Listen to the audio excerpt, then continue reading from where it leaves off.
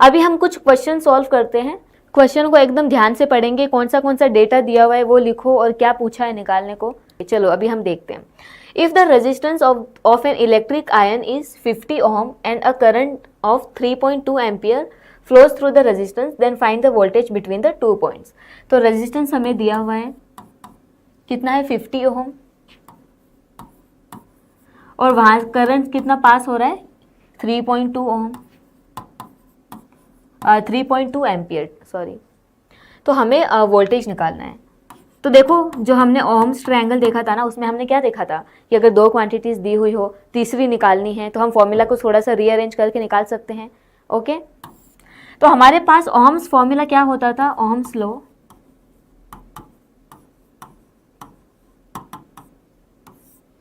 V is equals to I are.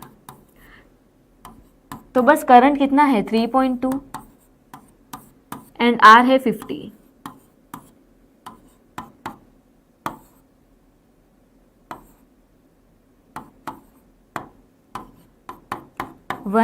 Volt.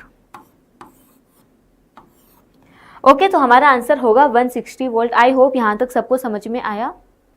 Next question is, question क्या दिया हुआ है, an EMF source of 8 volt is connected to a purely resistive electronical, तो यहाँ पे दिख भी नहीं रहा, sorry, electrical appliances, an electric current of 2 ampere flows through it, consider the conducting wires to be resistance free, calculate the resistance offer by the electrical appliance.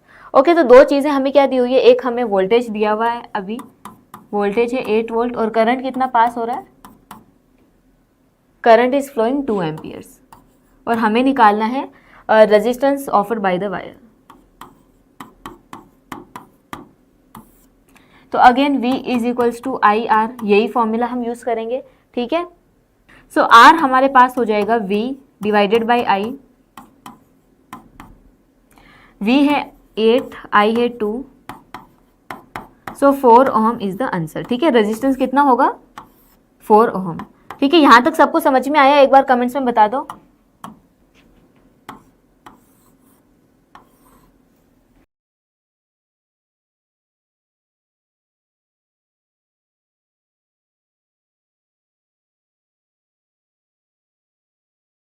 Okay, तो अभी हम सारा रेजिस्टेंस के बारे में ही पढ़ने वाले हैं, ठीक है, कि कौन से पैरामीटर के ऊपर ये डिपेंड करता है और क्या चीज़ें हमें इंक्रीज करने चाहिए तो रेजिस्टेंस कम होगा, ज़्यादा होगा।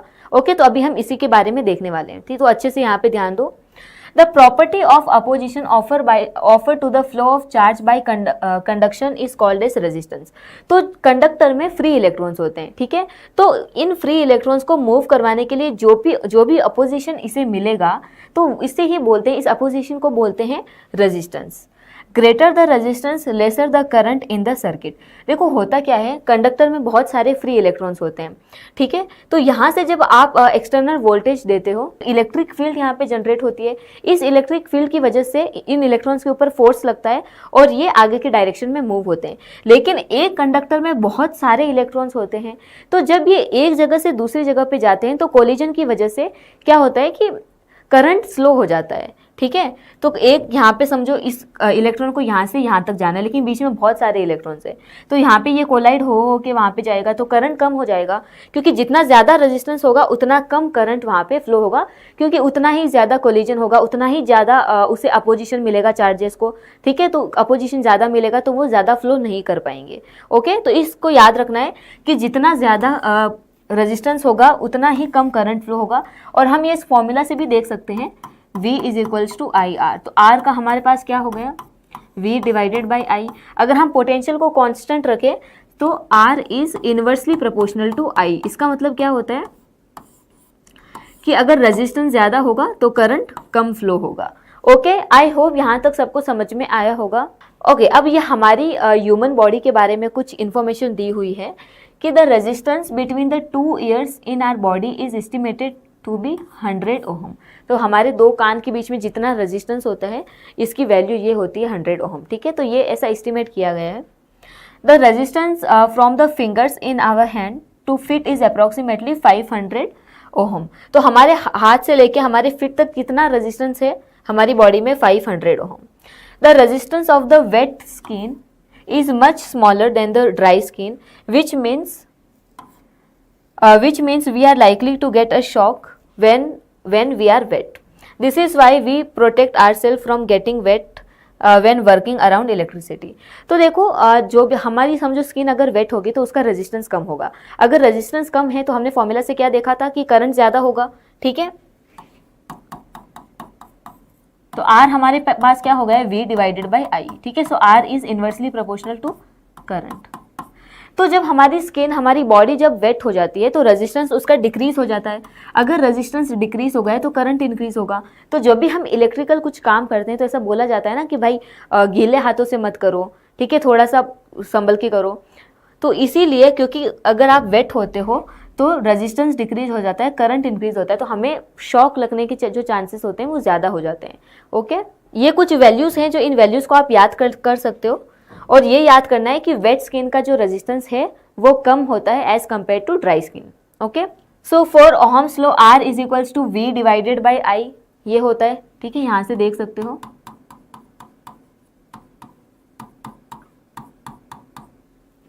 The ratio of the potential difference across the conductor to the current passing through the conductor is called the resistance of the conductor. और अगर हम इसे फॉर्मूला से लाइक इसकी डेफिनेशन को करना चाहें तो R हमारे पास V डिवाइडेड बाई I हो गया. तो हम ऐसा भी बोल सकते हैं कि रेजिस्टेंस क्या होता है, ये रेशो है कंडक्टर के किसी भी दो पॉइंट्स के बीच का पोटेंशियल डिफरेंस और वहाँ से कितना करंट फ्लो हो रहा है, इन दोनों का रेशो होता है रेजिस्टेंस. ठीक है, इसका ऐसा यूनिट है ओहम, इसको याद कर लेना. ओके, ऐसा यूनिट रेजिस्टेंस का होता है ओहम. अब 1 ओहम कितना है, if a unit amount of current passes through a conductor whose ends are maintain at a unit potential difference then the resistance of the conductor is said to be 1 ohm.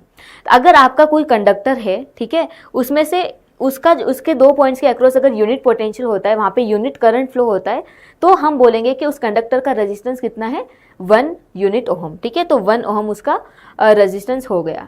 Okay, I hope यहाँ तक सबको समझ में आया होगा. अगर किसी को कोई डाउट है तो आप पूछ सकते हो.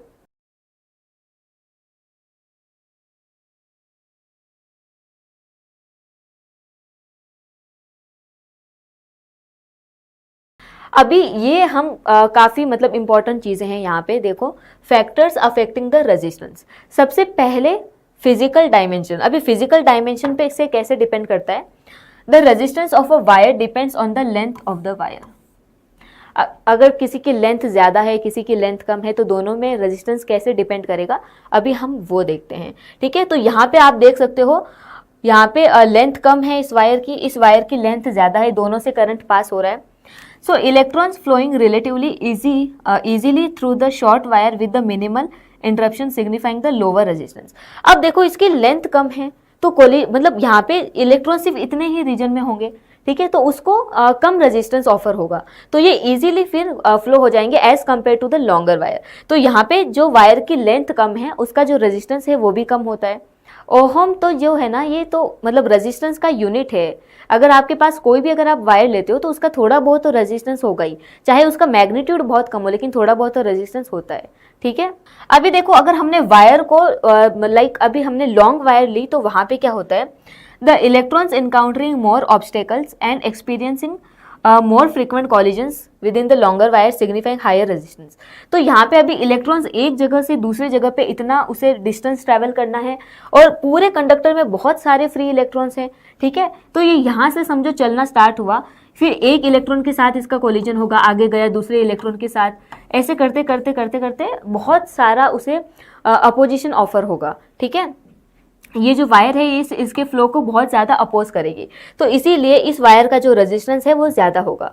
अगर आप यहाँ पे देखोगे तो इलेक्ट्रॉन को सिर्फ इतना ही डिस्टेंस कवर करना है, यहाँ से इलेक्ट्रॉन निकला, थोड़ा बहुत अपोजिशन तो होगा, ऐसा नहीं कि उसे बिल्कुल भी अपोजिशन नहीं मिलेगा, ऐसा नहीं होता यहाँ पे. लेकिन इलेक्ट्रॉन से समझो यहाँ पे चला कुछ, उसने कोलिजन किया यहाँ पे, फिर वो यहाँ तक आ जाएगा. ठीक है, तो इसका जो रेजिस्टेंस है as compare to this wire ये कम होगा. यहाँ पे ये वायर लंबी है तो बहुत सारे इलेक्ट्रॉन्स होंगे, तो उसे बार बार ये कोलिजन करेगा, तो उसकी वजह से उसका रेजिस्टेंस जो है वो बहुत ज़्यादा हो जाता है. ठीक है, अभी हम देखते हैं. Okay, the resistance of a wire depends on the area of a cross section. तो अभी पहला फैक्टर हमने क्या देखा था कि रेजिस्टेंस लेंथ के ऊपर डिपेंड होता है. लेंथ के ऊपर कैसे डिपेंड होता है, अगर हम इसको मैथमेटिकली लिखें तो ये क्या हो जाएगा, R is directly proportional to L। इसको ऐसे लिख सकते हैं ना कि जितना ज़्यादा लेंथ होगी उतना ज़्यादा उसका रेजिस्टेंस होगा। ओके तो इसको अपन ऐसे मैथमेटिकली लिख सकते हैं। अब यहाँ पे देखो एरिया के ऊपर कैसे डिपेंड करता है वो देखते हैं। तो ये जो वायर है इसका एरिया कम है as compare to this wire. Okay so a thinner wire with a smaller area offers fewer pathway for electrons. This increases the likelihood of collisions resulting in higher resistance. अब यहाँ पे जो electrons है उसको flow होने के लिए सिर्फ इतनी ही जगह है, इतनी ही जगह से उसे फ्लो होना पड़ेगा, इससे ज़्यादा तो नहीं हो सकता। तो यहाँ पे बहुत सारे इलेक्ट्रॉन्स होंगे, बहुत ज़्यादा उनका कोलिजन्स होगा, बहुत ज़्यादा कोलिजन्स होने की वजह से इस वायर का जो है वो रेजिस्टेंस ज़्यादा होगा। ठीक है, अब अगर हम थिकर वायर को देखते हैं जिसका एरिया उससे थोड़ा सा बड़ा है, अब यहाँ पर क्या होगा, a thicker wire with a larger cross-sectional area provides more pathway for electrons to travel. This reduces collisions between the electrons and the atoms in the material, leading to the lower resistance. अब समझो यहाँ से electron अपना travel करना start हुआ। ठीक है, यहाँ पे तो इलेक्ट्रॉन को लाइक इतने एरिया में ही जाना था, लेकिन यहाँ पे इलेक्ट्रॉन के पास जो है ट्रैवल करने का एरिया बहुत ज़्यादा है। तो अगर समझो कोलिजन हो भी रहा है तो वो आगे चला जाएगा यहाँ पे, तो बहुत ज़्यादा कोलिजन्स नहीं होंगे as compare to this wire. Okay तो यानी हम कह सकते हैं कि जिस वायर का एरिया ज़्यादा होगा उसका रेजिस्टेंस कम होगा। ओके आई होप ये आपको समझ में आया होगा कि अगर एरिया को बढ़ाओगे तो इलेक्ट्रॉन के पास ट्रैवल करने के लिए ज़्यादा पाथ होगा। ठीक है, तो कोलिजन एज कंपेयर टू कम होगा इस वायर के कंपेयर में। ठीक है, तो इसका रेजिस्टेंस जो है वो कम होगा। सो इसको मैथमेटिकली लिखेंगे R is inversely proportional to A। Okay I hope यहाँ तक सबको समझ में आया होगा। नेक्स्ट अभी हम देखते हैं रेजिस्टिविटी क्या होती है। Okay so factor affecting resistance, इसी में इसको मैथमेटिकली हम ऐसे लिखेंगे R इज, देखो R is directly proportional to L, length था, R is inversely proportional to area. अगर आप इन दोनों को मिला के लिखोगे तो ये कैसा हो जाएगा, R is directly proportional to L by A। Okay और अगेन हम जो प्रोपोर्शनलिटी साइन होता है उसको हटाते हैं, उसको हटाएंगे तो ये कांस्टेंट आएगा, तो यहाँ पे जो कांस्टेंट आता है उसको बोलते हैं resistivity. So R is equals to rho L divided by A। ठीक है, ये रो यहाँ पे क्या है, ये है रेजिस्टिविटी। तो ये एक हमें वायर दी हुई है, इसकी लेंथ है L, इसका एरिया है A। Okay resistivity is an intrinsic property of a material. तो इंट्रिंसिक प्रॉपर्टी मतलब क्या होता है कि जो भी रेजिस्टिविटी है उस मटेरियल के ऊपर डिपेंड नहीं करती, उसमें कितना ज़्यादा मैटर है उसके ऊपर डिपेंड नहीं करती।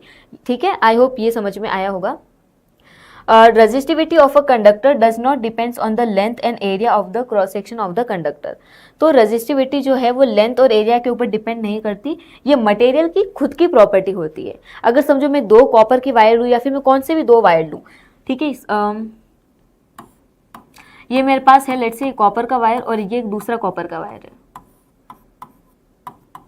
ठीक है, इसकी लेंथ कम है, इसकी लेंथ ज़्यादा है, इसका एरिया कम है, इसका एरिया ज़्यादा है, लेकिन दोनों का रेजिस्टेंस अलग अलग होगा, क्योंकि हमने देखा था कि भाई जो रेजिस्टेंस होता है वो लेंथ और एरिया के ऊपर डिपेंड करता है। तो इन दोनों का रेजिस्टेंस तो अलग अलग होगा, लेकिन जो रो है ये इन दोनों का सेम ही होगा, क्योंकि ये मटेरियल की प्रॉपर्टी है। ये भी मटेरियल हमारा कौन सा है, कॉपर का है, और ये वाला मटेरियल भी कॉपर का है, तो इसीलिए दोनों की जो रेजिस्टिविटी है ये सेम ही रहने वाली है। अब यहाँ तक सबको समझ में आया, एक बार मुझे कमेंट्स में बता दो, और अगर किसी को कुछ डाउट है तो प्लीज़ अभी डाउट पूछ लो, है ना। ओके तो अभी हम टेम्परेचर के ऊपर देखेंगे कि रेजिस्टिविटी टेम्परेचर इसका रिलेशन क्या होता है। Okay the resistance of a wire depends on the temperature. At higher temperature the metal atoms vibrate more intensely. Electrons encounter more collisions with the vibrant atoms leading to the increased resistance. अब जैसे जैसे अगर आप किसी भी इसका bulb नहीं, अगर आप किसी भी मटेरियल का या फिर कंडक्टर का अगर आप टेम्परेचर बढ़ाते हो तो उसके अंदर जितने भी इलेक्ट्रॉन्स होंगे उन सबको एनर्जी मिलेगी, तो एनर्जी मिलते ही वो और ज़्यादा वाइब्रेट करेंगे। ठीक है, और ज़्यादा अगर वाइब्रेट करेंगे तो यानी जो भी इलेक्ट्रॉन्स हैं उनके बीच में कोलिजन ज़्यादा हो जाएगा, और अगर ज़्यादा कोलिजन हो रहा है तो रेजिस्टेंस ज़्यादा होगा। ठीक है, तो अगर टेम्परेचर ज़्यादा है किसी मटेरियल का तो उसका जो रेजिस्टेंस है वो भी ज़्यादा होगा। अभी दूसरा यहाँ पे क्या दिया हुआ है, at lower temperature the metal atoms vibrate less, electrons experiences fever collisions with the metal atoms resulting in lower resistance. तो टेम्परेचर अगर आप कम करोगे तो वो जो एटम्स हैं, ठीक है, वो कोलाइड भी कम होंगे, वो वाइब्रेट कम होंगे, तो कोलिजन कम होगा, उससे कम रेजिस्टेंस ऑफर होगा। ठीक है, आई होप ये वाली स्लाइड सबको समझ में आई।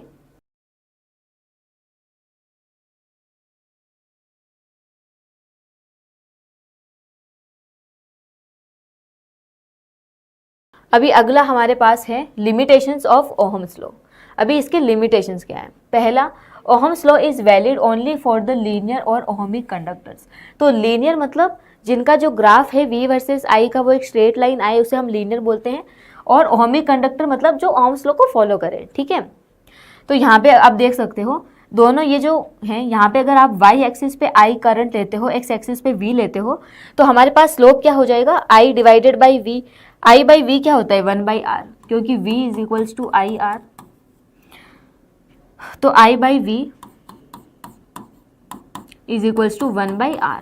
ठीक है, तो यहाँ पे जो स्लोप की वैल्यू होगी वो होगी 1/r। इसे हम कंडक्टेंस भी बोलते हैं।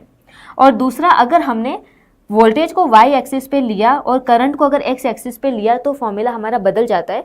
यहाँ पे स्लोप होगा हमारे पास v बाई आई, और v बाई आई कितना होता है? v divided by I is equals to r। ठीक है, तो यहाँ पे इन स्लोप हमारे पास होगा रेजिस्टेंस। तो आपको क्या याद रखना है? देखो, अगर आपका y एक्सिस पे I हो, x पे v हो, तो जो स्लोप होगा वो होगा 1/r, जिसे कंडक्टेंस भी बोलते हैं। और अगर आपका ये उल्टा हो जाता है सीन, तो यहाँ पे जो स्लोप है ना वो रेजिस्टेंस होगा सिर्फ। ठीक है, स्लोप इज r। ठीक है, next, ohm's law is not universal as it does not hold well in the cases of gases. Okay, तो ये लाइक यूनिवर्सल लॉ नहीं है, ये गैसेस के केसेस में ये अच्छे से काम नहीं करता है। ठीक है, तो यहाँ पे आप देख सकते हो V वर्सेस I का ग्राफ कैसे स्ट्रेट लाइन होना चाहिए था, लेकिन आपको थोड़ा सा कर्वी ग्राफ यहाँ पे दिख रहा है।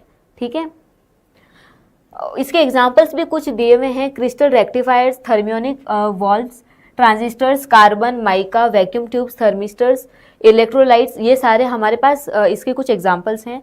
In the above figure the dash line represent the linear ohmic law. ठीक है, लीनियर ओहमिक लॉ मतलब उसकी लाइन स्ट्रेट लाइन होनी चाहिए।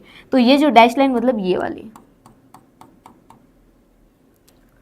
The solid line is the voltage V versus current I for a good conductor. तो अच्छे conductor के लिए ये ग्राफ कुछ ऐसा होगा। Okay, other examples of non ohmic resistance R vacuum diode, semiconductors, diode, transistor, liquid electrolytes etcetera. तो इसके नॉन ओहमिक रेजिस्टेंस के कुछ एग्जाम्पल्स हमें दिए हुए हैं। आप है ना 2-4 एग्जाम्पल्स याद रखना, अगर बाई चांस अगर एग्जाम में आपसे एग्जाम्पल्स पूछ लें तो पता होने चाहिए। ठीक है, in the vacuum diode ohm's law does not hold even for the low values of a current. अब यहाँ पे देखो I वर्सेस V हमें दिया हुआ है, ये ग्राफ कुछ ऐसा आया है। तो यहाँ पे अगर इनिशियली कुछ एरिया देखोगे तो यहाँ पे तो I और V की एक स्ट्रेट लाइन हमें दिख रही है, यानी इतने रीजन में तो ये फॉलो हो रहा है। लेकिन इसके बाद में ये नॉन लीनियर रीजन आ गया है, क्योंकि यहाँ पे ये बहुत स्ट्रेट लाइन नहीं है, इसका डेविएशन यहाँ पे थोड़ा ज़्यादा है। और यहाँ पे तो रेजिस्टेंस ही निगेटिव हो गया है। ठीक है, क्योंकि यहाँ पे देखो, इसका अगर आप हर एक पॉइंट पे स्लोप निकालने जाओगे तो ये जो एंगल है ये 90 से ज़्यादा है, यानी कि आपका जो स्लोप होगा वो निगेटिव होगा। ठीक है, स्लोप निगेटिव यानी रेजिस्टेंस भी निगेटिव हो जाएगा। तो इस एरिया में तो रेजिस्टेंस ही निगेटिव मिल रहा है। ओके, तो ये किसका है? I versus V for a gases. Gases के लिए हमें कुछ ऐसा कर्व देखने को मिलता है। ओके,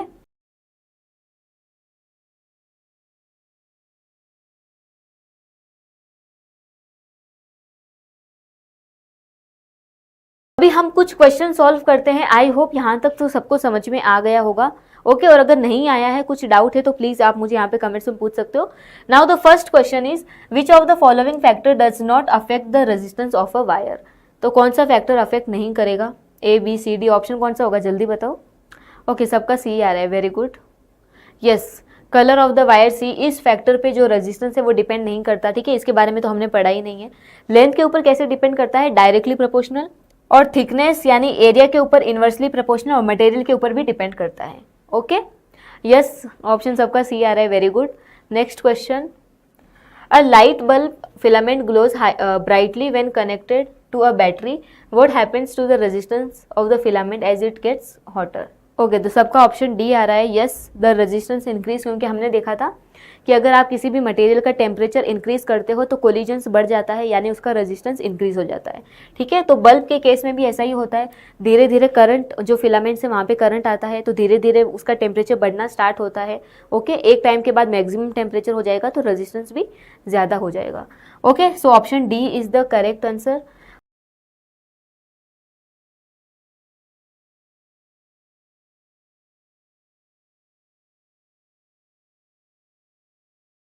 ओके, तो ये समरी आज हमने क्या क्या देखा था। सबसे पहले ओहम्स लॉ क्या होता है, उसकी स्टेटमेंट, उसका मैथमेटिकल फॉर्मूला।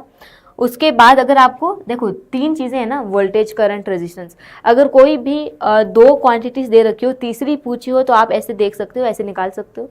ठीक है, क्रॉस मल्टीप्लाई करना है जस्ट।